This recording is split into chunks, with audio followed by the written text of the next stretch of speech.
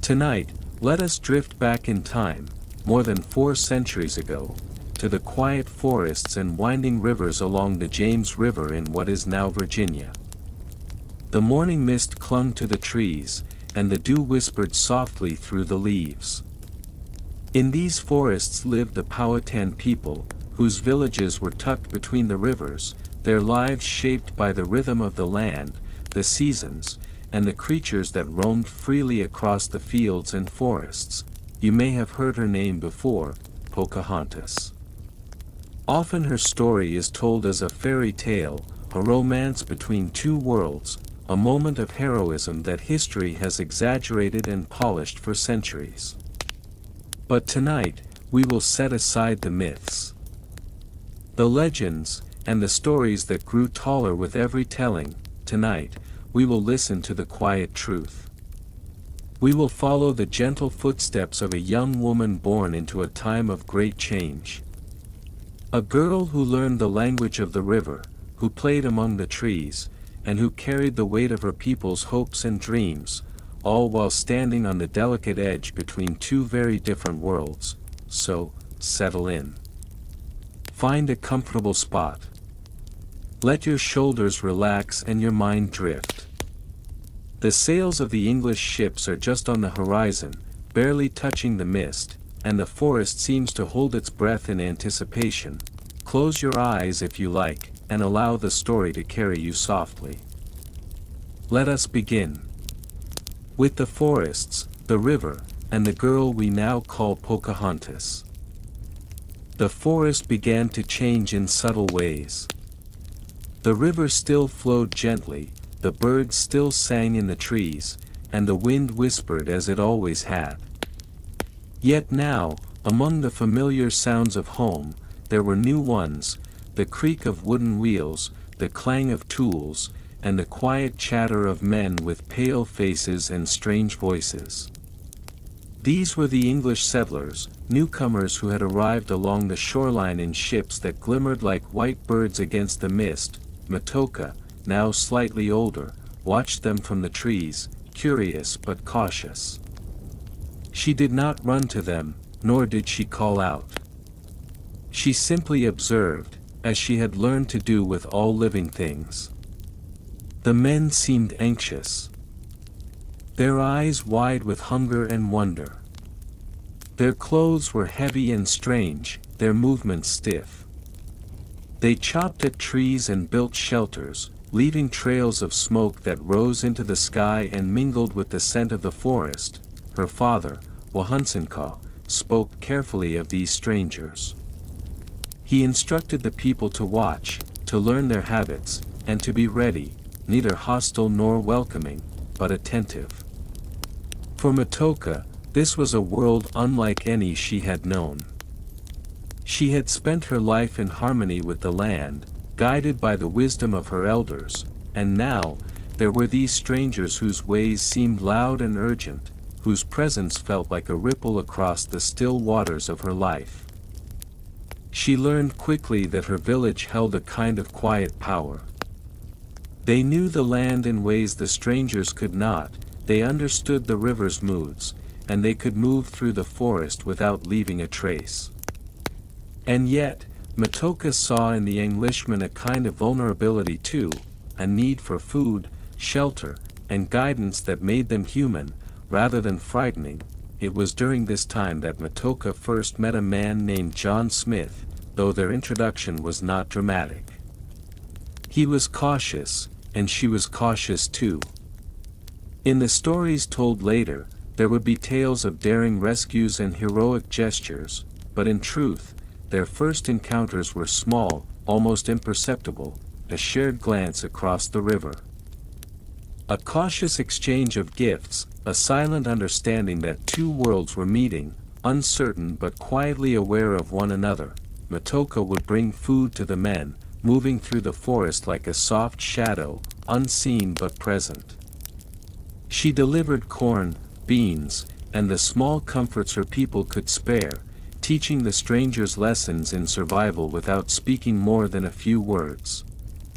And through these small acts, she began to understand the strangers, just as they began to understand her, slowly, gently, like the tide moving over the sand, evenings were the most peaceful moments.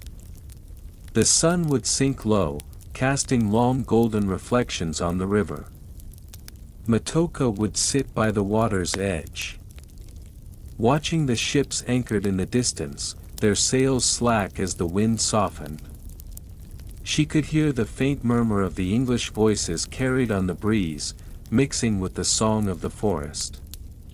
And in those quiet hours, she felt both worlds at once, the familiar embrace of the forest and the strange pull of the unknown.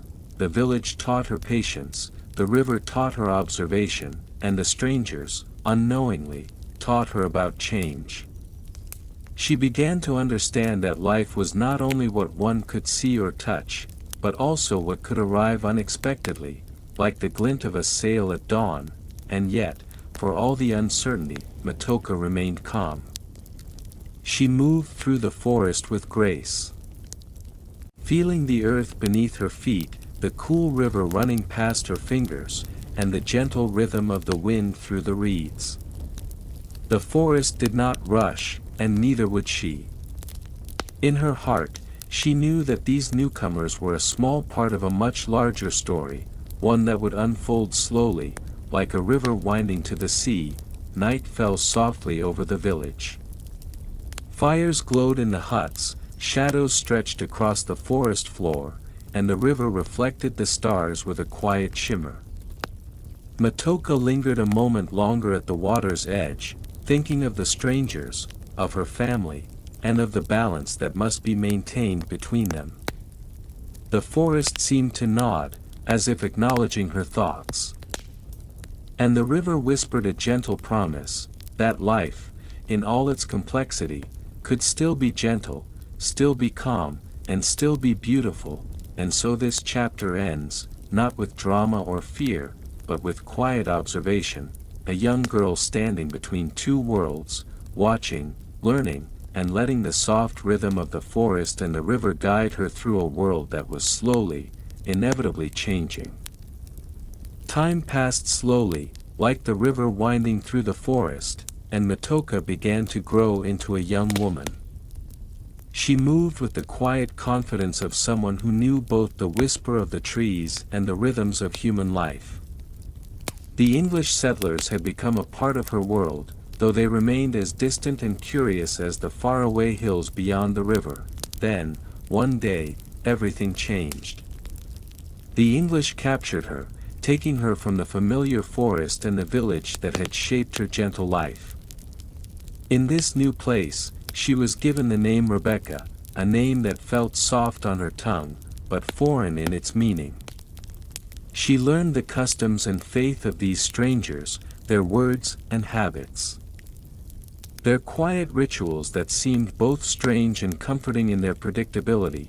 Though she was far from home, Rebecca was resilient. She observed, she listened, she learned.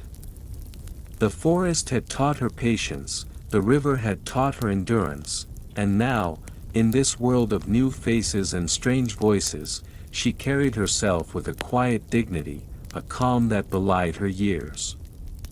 She understood that she had become a bridge, a link between her people and the newcomers. It was a role neither sought nor simple, yet she embraced it with gentle determination. During this time, she met John Rolfe, a man who would become her husband. Their connection was quiet and unhurried, built more on mutual understanding and respect than on the tales of passion later woven into the legends. In her calm way, Rebecca found companionship, someone who acknowledged her strength, her intelligence, and her place in a world of change. Yet even as she adapted, there were moments when the forest called to her, its memory like a soft echo in her mind. She remembered the rustle of leaves, the cool touch of the river, the songs of her childhood. Those memories were gentle anchors, keeping her rooted even as she moved between two worlds that often felt impossibly different. Rebecca's life became a delicate balance. She brought peace where she could, shared knowledge when it was needed, and bore the weight of her people's hopes quietly, without complaint. She understood that her presence in this new world had meaning beyond herself. Her journey was not just about survival, it was about understanding, connection, and the small, almost imperceptible ways one life could influence many others. Evenings offered the most comfort. She would sit quietly by the window of the English home where she lived, looking out at gardens that were orderly and still, but lacking the wildness of her river. Sometimes, she imagined the forest far away, its rivers and trees alive with familiar sounds. She closed her eyes and let herself remember the soft laughter of her childhood, the steady rhythm of life among her people, the warmth of her family and friends. It was a strange kind of peace, one that existed between memories and the present. Between two worlds that did not fully meet. But Rebecca learned to walk this line with grace.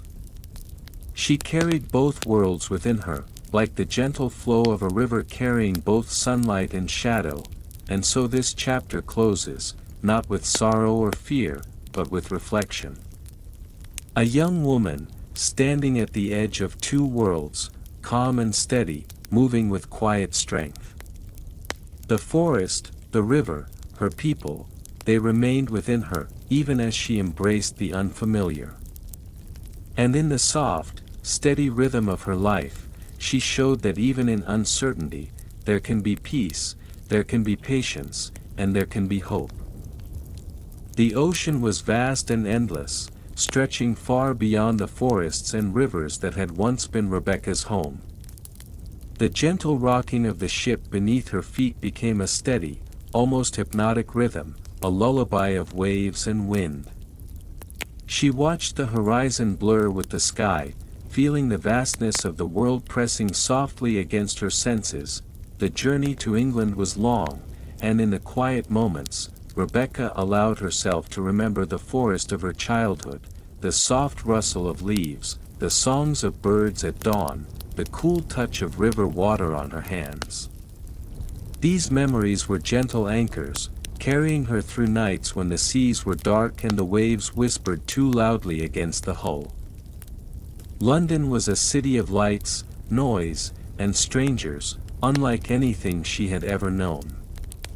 Tall buildings rose like cliffs, smoke curled from chimneys, and voices echoed from every corner, overlapping in a chorus that seemed overwhelming at first. Yet, she met this new world with quiet observation, her eyes taking in the details, the cobblestones beneath her feet, the flicker of candlelight in windows, the soft murmur of people moving about their lives. Rebecca was introduced to the English court, where she became known as Lady Rebecca, a symbol of connection and alliance. There were ceremonies and formalities, gowns that felt heavy and restrictive, and polite conversations that demanded careful attention. But even in this foreign world, she carried herself with dignity, never forgetting the river, the forest, or the people who had shaped her. She saw faces of wonder and curiosity, but she also understood that she was not fully seen. People admired her presence, her gentle manners, her calm strength, but few knew the full depth of her thoughts, her memories, her heart. And yet, Rebecca was patient. She allowed herself to move slowly, to observe, to notice the quiet details that others overlooked, the way light fell through a window, the sound of wind in a courtyard, the softness of a chair against her back. Evenings on the ship and in England were quiet, reflective hours. Rebecca would sit by the water or in her chambers, letting the memory of her home wash over her like a gentle tide. She thought of the Powhatan rivers, the forest paths, the soft songs of her people.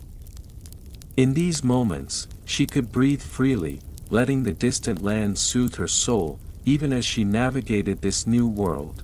Though she was far from the forests of Virginia, her life in England was not without purpose. She represented peace, understanding, and resilience. Her presence was a bridge, gentle and steady, reminding everyone that even in the unfamiliar, there could be connection, and yet, time was fragile. Rebecca fell ill during her stay in England, her body weakening even as her spirit remained calm and resilient. She dreamed softly of the river, of her family, of the quiet forests that had nurtured her. Though she would not return home, her memory lingered, like the whisper of wind through the trees, like the gentle flow of water carrying sunlight and shadow together, and so this chapter closes, not with fear or sorrow, but with quiet reflection. A young woman, far from the rivers of her childhood, standing softly in a world that both admired and misunderstood her. She carried her home in her heart, and in her calm, gentle presence, she reminded us that even when life moves us far from what we know, we can still find peace, patience, and quiet strength. Time has a way of reshaping memories, like the river carving gentle curves through the forest. The story of Rebecca, the girl once known as Matoaka, grew in ways she could never have imagined. Tales of bravery, romance, and adventure painted her life in broad strokes, often far from the quiet truth of her days. And yet, beneath the embellishments, the gentle strength of the real Pocahontas endured, soft and steady, like the murmur of the river she once knew.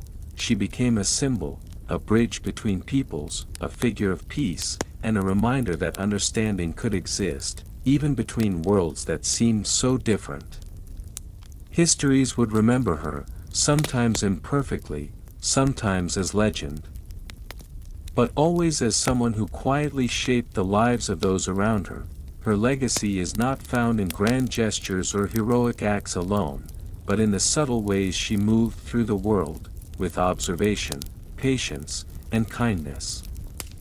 She carried the memory of her people, their songs, and the whispers of the forest wherever she went. She taught those around her, without speaking loudly, that life could be lived with balance, respect, and quiet courage. Even now, long after her time, one can imagine her spirit in the forests of Virginia, where the wind rustles through the leaves and the river reflects the soft light of morning. Perhaps she walks along the banks, unseen, listening to the whispers of the past and the gentle flow of life around her.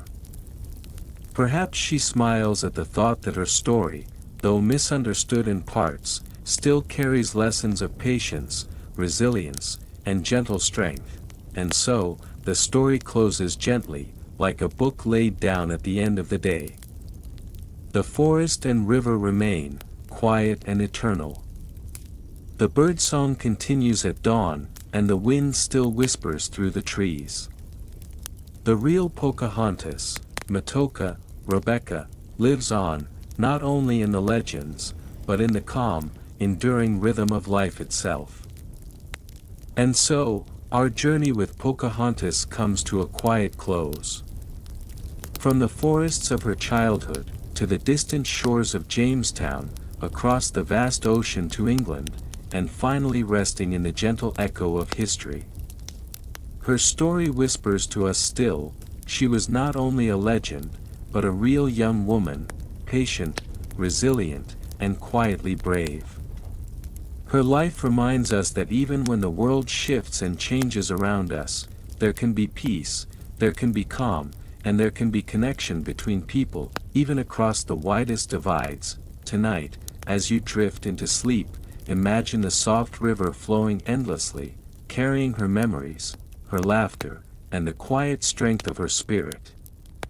Let it soothe you, let it calm your thoughts, and let it remind you that history is often gentle, subtle, and enduring, much like the life of the real Pocahontas. Sleep well, and let the river of time carry you softly into dreams.